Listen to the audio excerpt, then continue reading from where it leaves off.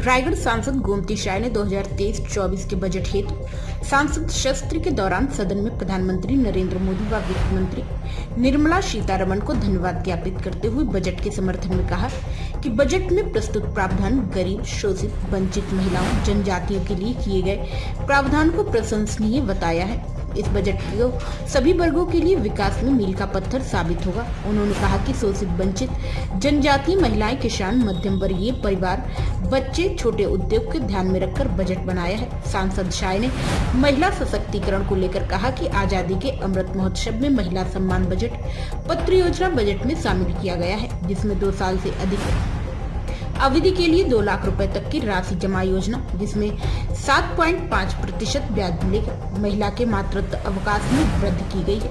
सांसद साय ने जनजातीय समाज के उत्थान के लिए कहा कि अमृतकाल के बजट में आदिवासी समुदाय को महत्वपूर्ण जगह दी है। इस बजट में कमजोर जनजाति समुदाय समूह के लिए 15,000 करोड़ रुपए का प्रावधान किया गया है। उन्होंने बताया कि आदिवासी समुदाय के उत्थान के लिए देश भर में 740 एकलव्य मॉडल आदिवासी विद्यालय खोले जाएंगे। इस हेतु 38,500 शिक्षकों एवं अन्य कर्मचारियों की नियुक्ति की जाएगी।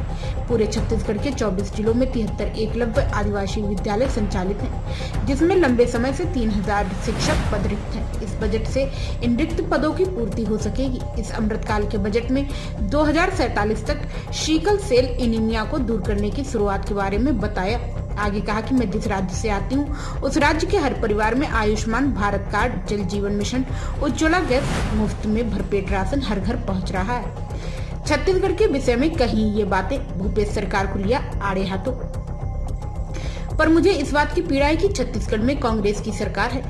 मैं इस सदन के माध्यम से छत्तीसगढ़ की जनता को बताना चाहती हूँ कि भारत सरकार की गरीबों के लिए चल रही योजनाओं में घोटाले हो रहे हैं। छत्तीसगढ़ वासियों का हक प्रधानमंत्री आवास को कांग्रेस सरकार द्वारा छीना जा रहा है। छत्तीसगढ़ की जनता का शोषण किया जा रहा है।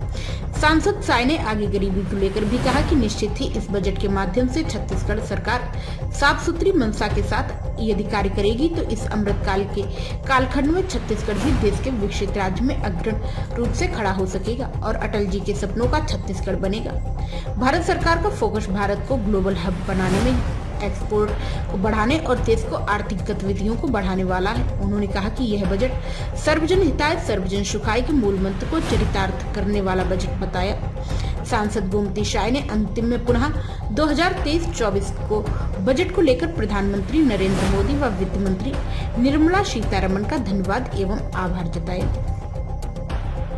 महोदय, इसके अलावा हमें खाद्य प्रसंस्करण उद्योग मंत्रालय की PMFME PM pharma essence of micro food processing enterprises योजना के तहत 75,000 SPG सदस्यों के लिए सीड मनी के रूप में 25 करोड़ रुपए और 75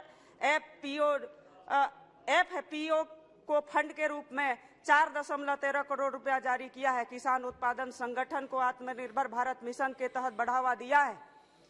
इसे स्वयं सहायता समूहों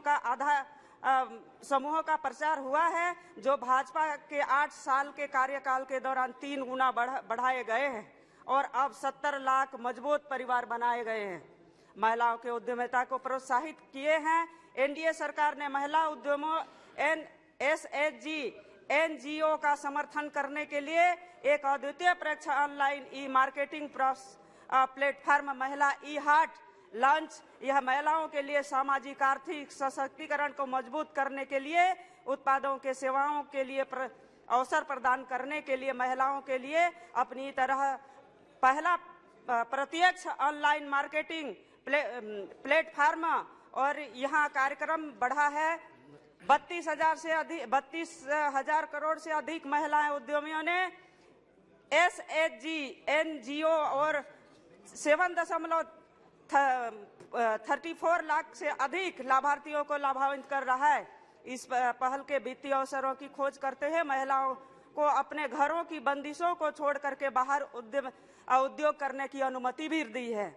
आज महिला पूरे देश में आत्मनिर्भर महिला उभर करके आज पूरे देश में अपना नाम रोशन कर रहे हैं। ये हमारे यशस्वी मोदी सरकार जी के हमारी सरकार की ये महानता है। महोदय जी, एक मैं कविता पढ़कर के आदिवासियों को लेकर के मैं कुछ बोलना चाहती हूँ।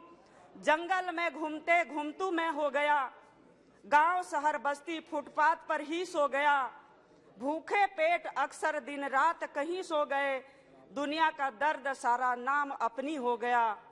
आदि समाज आदिवासी नाम है, फितरत हमारी सरलता की खान है, तीर कमान रखूं भाला या फरसा, मगर भाईचारे में ऊंचा ही है।